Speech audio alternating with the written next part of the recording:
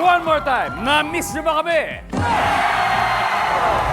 Veteran and versatile stars from the 70s and 80s ang maglalaban po ngayon. Ang langka o ang jackfruit at ang ex mo ay parehong blank. Amoy ang hit.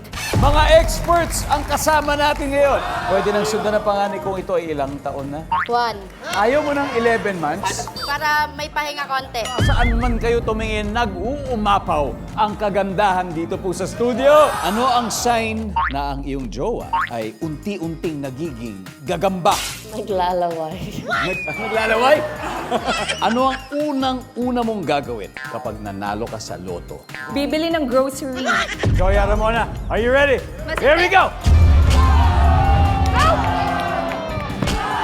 Manang-manang sa tatay mo. Pareho kayong matigas ang ulo! Maglalaro ngayon, 4 na pares ng mahuhusay na singers.